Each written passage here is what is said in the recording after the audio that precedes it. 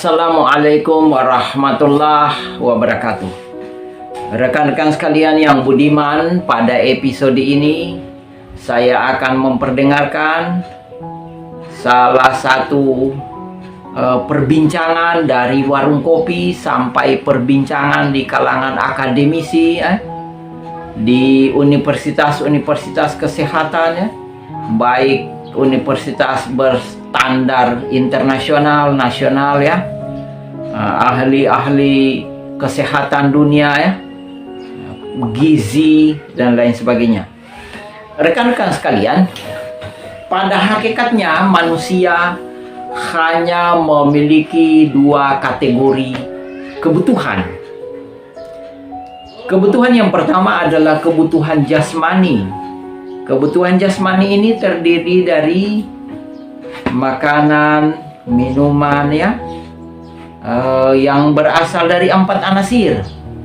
Tanah yang bahan-bahan makanan yang bersumber dari umbi-umbian. Padi umbi-umbian lainnya tanaman-tanaman merambat menjalar pepohonan-pepohonan seperti buah-buahan.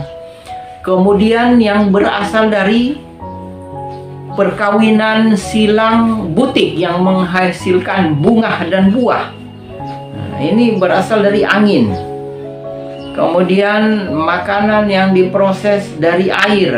Misalnya tepung bercampur dengan air menjadilah gilingan super mie banyak juga yang berasal dari air, misalnya agar-agar bisa diproses dalam berbagai jenis makanan dan minuman yang berasal dari air, kemudian dipadatkan. Selanjutnya, makanan yang diproses melalui pengasapan atau perapian. Makanan yang berasal dari jasmani itu setelah ditelan terus masuk usus besar sampai di pusat, diproses oleh pencernaan dan membentuk sel-sel darah merah, sel-sel darah putih, tulang, pembentukan tulang, penguatan tulang, urat dan kulit. Dan tujuannya adalah membuat seseorang memiliki jiwa atau tenaga yang energik, mensana in corpore sano. Yang kedua, kategori kedua adalah kebutuhan manusia yang berkaitan dengan kebutuhan rohani yang bersumber dari pendengaran, penglihatan, penciuman, serta deteksi perasaan. Kebutuhan rohani sifatnya untuk menyenangkan, menenteramkan, mendamaikan perasaan. Maka lahirlah kedamaian, ketentraman, keindahan, kesenyapan yang menjadikan jiwa seseorang semakin rileks dan santai. Misalnya kaum hipis dan nudis yang ingin berdharma wisata, ingin melancong, tujuan mereka adalah bagaimana mendapatkan keindahan.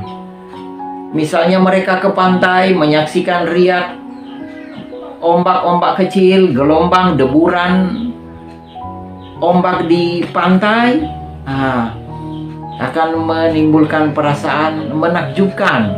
Demikian pula jika mereka ingin ke gunung menyaksikan keindahan-keindahan, tingginya pepohonan,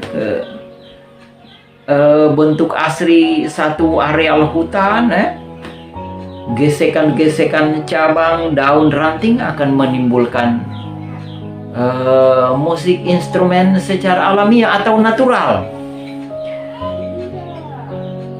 Selain itu, untuk menenteramkan jiwa bagi penganut agama-agama samawi, banyak mengingat yang Maha Kuasa, Allah Tuhan Rabbul Alamin, mengingat setiap saat, every time, setiap saat. Allah bi dzikrillah tatmainal qulub. Dengan mengingat Tuhan Allah SWT, ahkamul hakimin, hati akan menjadi tentram. Begitu juga agama-agama duniawi. Pada hakikatnya dengan model ritual, dengan model yoga, dengan model menyepi, akan menimbulkan ketentraman batin. Rekan-rekan sekalian, itulah 2 kategori kebutuhan manusia tentang kebutuhan jasmani dan kebutuhan rohani. Atas perhatian, saya ucapkan terima kasih. Assalamualaikum warahmatullahi wabarakatuh.